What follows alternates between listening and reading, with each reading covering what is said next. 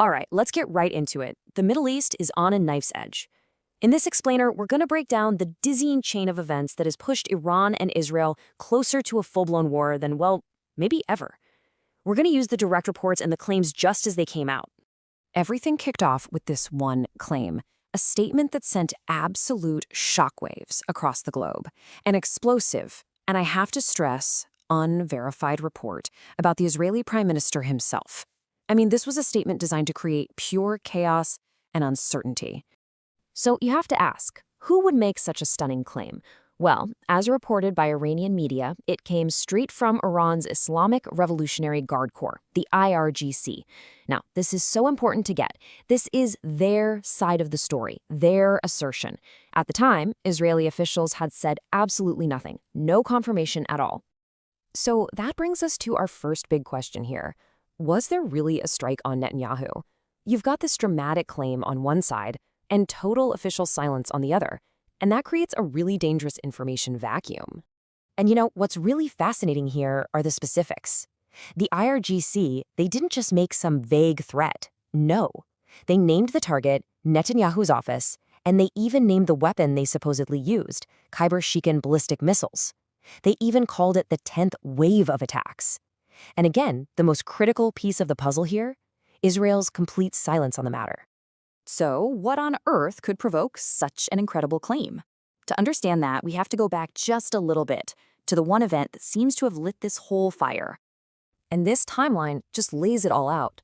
On Saturday, just unbelievable news breaks. Iran's 86-year-old supreme leader, Ayatollah Ali Khamenei, was reportedly killed. And it was said to be a joint U.S.-Israeli airstrike right on his office in Tehran. By Sunday, the response was already underway, and it was furious, just waves of missiles and drones launched by Iran and its allies. And to really get the scale of this inside Iran, the government immediately declared 40 days of national mourning. They also announced a week-long public holiday. You have to understand, this wasn't just a military loss. It was a strike at the absolute heart of the Iranian state. Okay, so with that context, let's actually look at the impact of Iran's retaliation.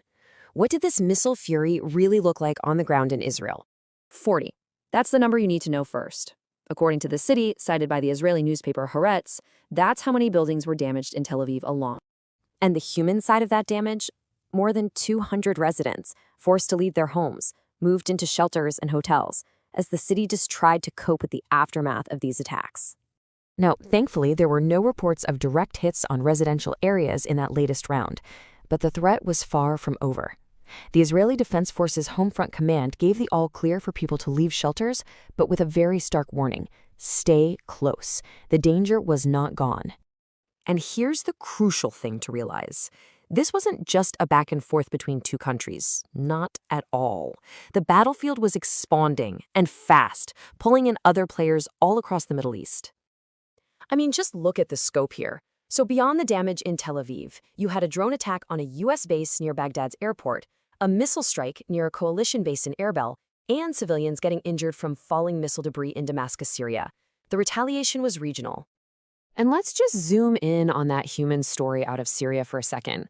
In Ain Terma, a town right outside Damascus, debris from an Iranian missile that was fired towards Israel came down and fell on a family. A father and his 2 daughters were injured. It's just a brutal reminder that even when you aren't the primary target, you can easily get caught in the crossfire. But as this conventional conflict was spreading, something even more terrifying started to emerge, raising alarms at the highest possible levels. And that is the threat to the region's nuclear facilities. And look, this isn't just speculation. The head of the International Atomic Energy Agency himself, Rafael Grossi, he used the words, very concerning.